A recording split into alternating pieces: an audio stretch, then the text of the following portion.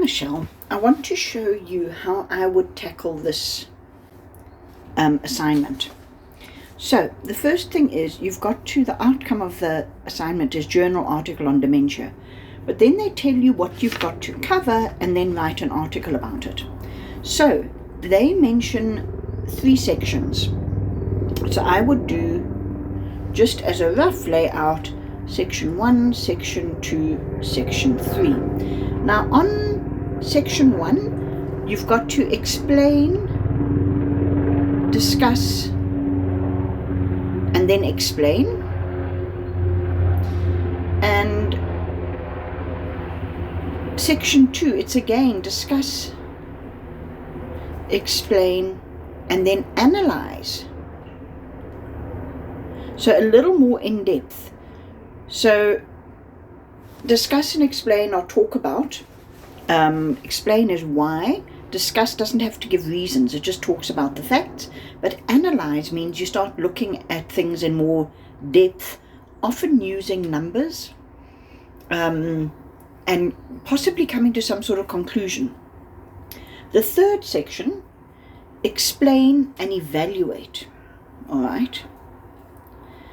Now I would look at, and let me change pen color. Is that going to change it? Yeah. We're going to look at the topics. So section 1, we're looking at the term of dementia. Then it's discussed the function of brain affected by dementia.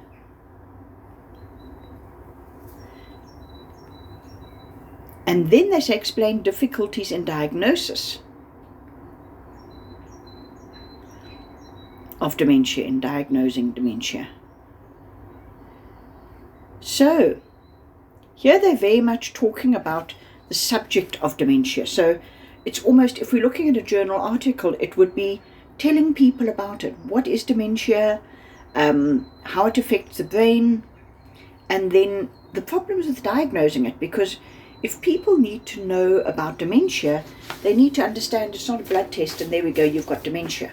There's going to be problems with it. So this suggests to me this journal article might be aimed at the level of ordinary people. Let's look at section 2. Now discuss, let's move to a different color, there we go. So discuss factors that can affect risk of developing different types.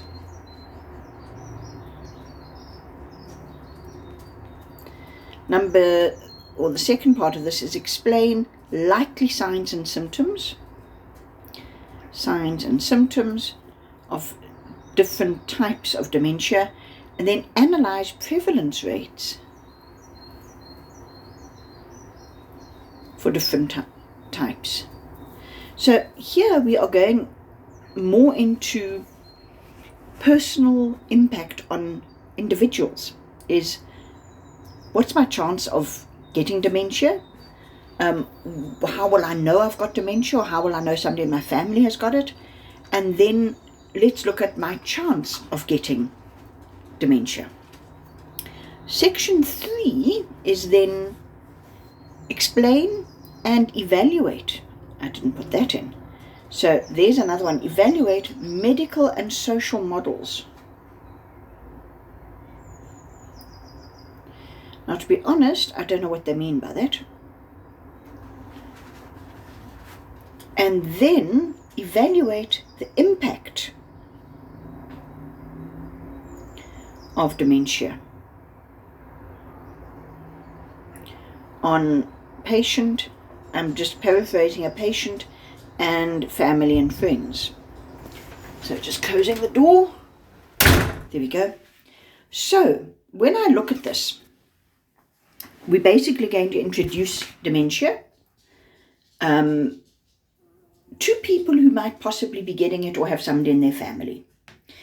Then we're going to talk about your chance of getting it, how you would know you've got it. So now it's becoming a lot closer to home. And thirdly, we're going to evaluate the impact of dementia on people once they've got it. So it's almost before, during, and after diagnosis. The only one, and here I would put a question mark. So there's a question I've got to answer. What is this medical and social models of dementia? The rest I understand. So now what you can do, because remember I said to you, do a rough layout of what you need to find. So you would then go and answer all of these. Explain the term dementia, discuss the function of brains, explain difficulties. And I think you've done that. I didn't read it too closely. You're going to look at the factors that can affect it, explain the likely signs and symptoms, analyze prevalence. These are very specific questions. So you would find the answer to these questions. It's not a lot of reading. It's basically question and answer. When you get to analysis, a little more. So there you would be saying things like, to analyze a prevalence, you would say, in a population like in Britain, this many women get it, this many men get it, this many age groups get it, and then the different types. You would then have to answer the question, what do we mean by medical and social models of dementia? Then you'd have to explain it. But they say you must also evaluate it. In other words, you normally evaluate either against each other or whether they are successful. And then evaluate the impact of dementia. So you might do a case study there.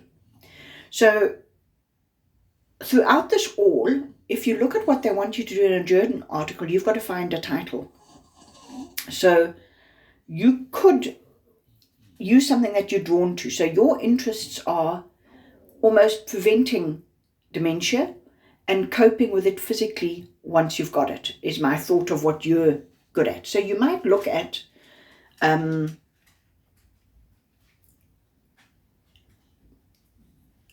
something, a journal article along the lines of, and this is not a good title, but something along the lines of, what are my chances of getting dementia, and then what? So that people can make it personal and understand it and know what they are in for if it should happen.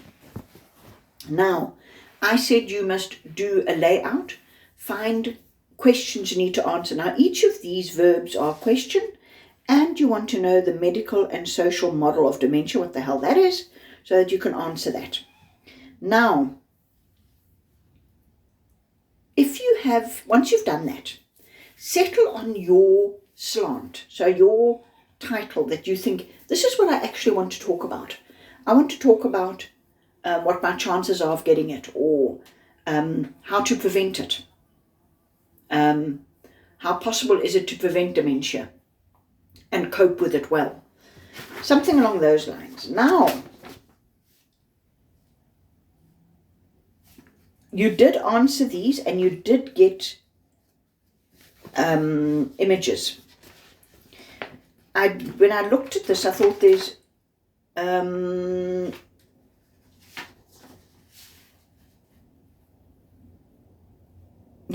you've started it.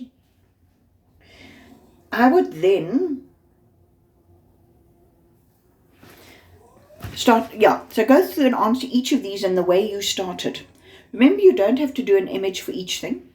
A journal article won't have an image for everything. You could have something about the difficulties in diagnosing dementia compared to the function of the brains affected. So maybe what they call a, I can't remember what it's called, but basically where they say, you know what, if it's not dementia, it'll be something else. And how do they do a differential diagnosis? That's the word I'm looking for. You don't need to put that in. But a differential diagnosis is the options with what people are coming forward with is either dementia or a brain injury, for instance. How do we decide which? And that's a differential diagnosis, from what I can remember. Hope I'm right there. But maybe then one image for each of these sections would be good. The prevalence rates would give a very nice one, because then you would be looking at the different types But also, if depending on what subject you've decided to write the article about, you would do an image that reflects it well. So then, if you said, how will I make sure I don't get dementia, discussing the factors that can affect the risk of developing different types, that would make a lovely image or diagram, is what should I be doing to avoid getting these? And that would be more important than the prevalence rates, maybe. Depends what you find. I find that the slant will evolve itself, and I'll see, but I've got the information for this. This is more of what I'm talking about. So as you go through, think of yourself as gathering information, answering the questions. Remember, this is going to be more in your own words, so be free to write in your own words, because I saw in the journal article thing, they did say,